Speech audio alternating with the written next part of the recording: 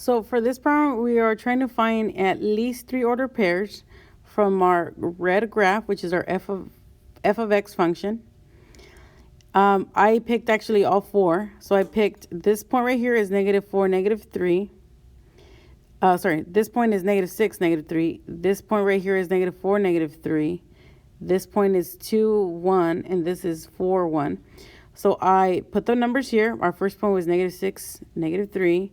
Then it was -4, -3, 2, 1, 4, 1.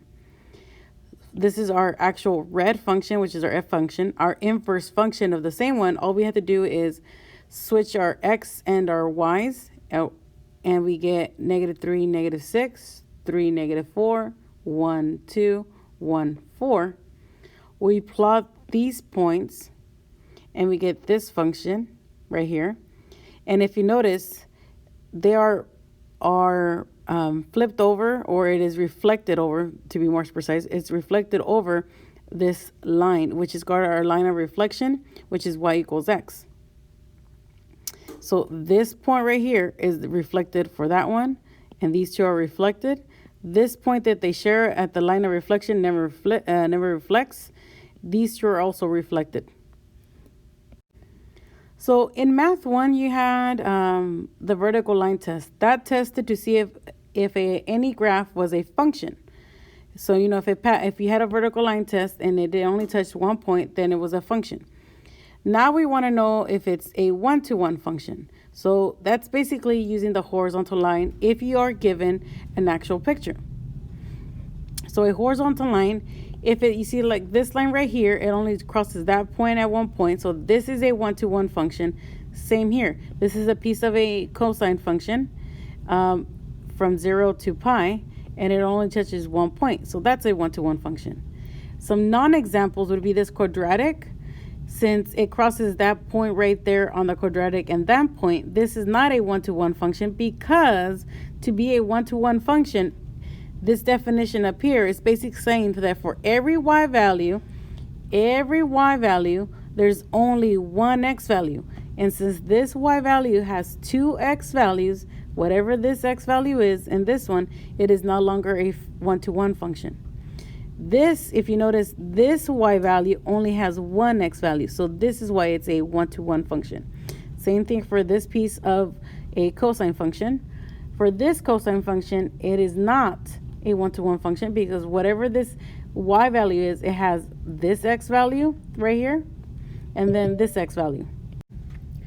Okay, for this problem, it says you're going to delete a part of the graph of the function so that what remains is a one-to-one function. Right now, this graph is not a one-to-one function because it fails the horizontal line test, because it has this y right here has two x's. But once I delete this section, and again, I could delete it, or this section too. I just deleted the left section. Then my graph is only going to be this piece right here of the quadratic. That means if this is gone, then it actually passes the horizontal line test, because I only have this section of the graph. So this is where this restriction comes. It's all my x values that are greater than or equal to 0, because 0 is included. So now we are going to get our function. We're going to change our g of x function to a y. And now we have 1 minus x to the fourth. We are going to interchange the values of our y and our x. So my y becomes x and my x becomes y. And now we're going to solve for y, because we want to get the inverse of the function. So we do -1 to both sides, or subtract 1 to both sides. Then you have negative y to the fourth power. We're going to divide both sides by negative. And now we need to undo this right here. So the way we undo y to the fourth power is by taking the fourth root of it. These undo each other, and I have y is equal to the fourth root of x, negative x plus 1. So now this is our inverse function to this equation up here. Determine algebraically if the function is one-to-one. We're going to use our definition from the previous slides to demonstrate this algebraically. So the first thing you're going to do is you're going to have g of a is equal to g of b. This is the definition. Now, for your g function, for the left side, wherever you saw an x, you're going to have an a. So now you have 3a plus 5 from this function. And on the right side, now you're going to have g of b. So wherever you had an x, you're going to put a b, so 3b plus 5. You're going to simplify it, solve, get b by itself, and get a by itself. And if you have a equals b, by definition, it is 1 to 1. We do the same thing for b. So now we're going to have 1 over a squared is equal to 1 over b squared. We're going to take the square root of both sides. We're going to get b is equal to plus or minus a. So we have b is equal to a and b is equal to negative a. So that means this function is not 1 to 1 because our y has 2x values. So not a 1 to 1 function. So we are going to finish up the notes from yesterday. And for this function, this is my p function right here. And the inverse of p of x is it's x minus 3. My inverse of my q function is the fourth root of the fourth root of x over 3.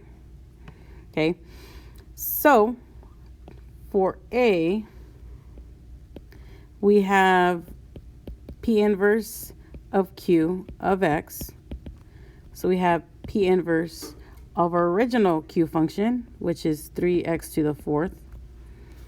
Then now we're anywhere we see a x for our p inverse function, we are going to substitute that in, and we're going to have 3x to the fourth minus 3.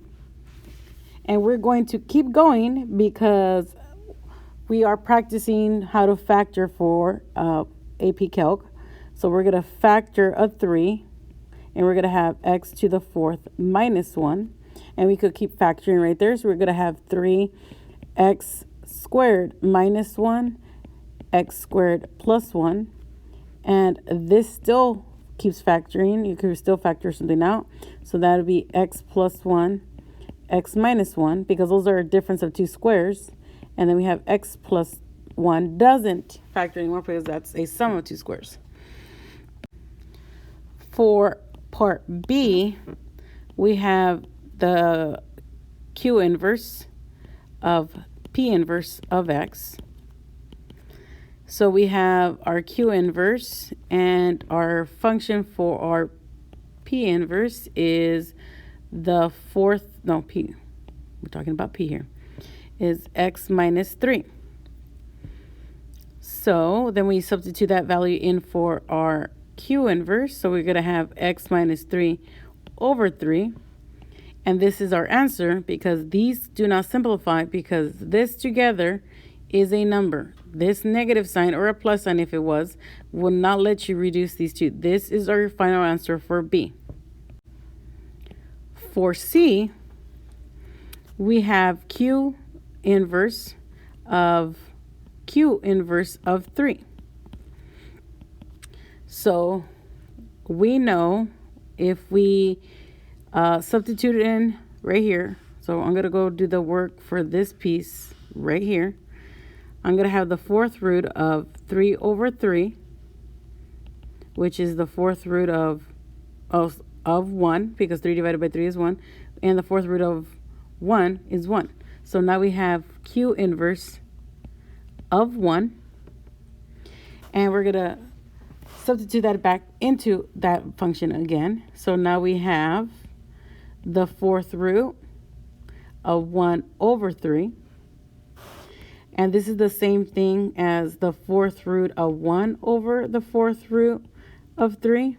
And I think in class I did it differently, but someone suggested that the fourth root of 1 is just 1 over the fourth root of 3. We cannot have a square root, a fourth root, a third root on the denominator, so we're going to rationalize it. And the way we're going to do that is we want to get rid of the fourth root. So that means 4 of a kind. That means I'm going to multiply top and bottom by fourth root of 27. Multiply top and bottom by fourth root of 27.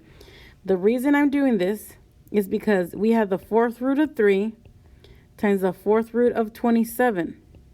And we know that 27 is 3 times 3 times 3.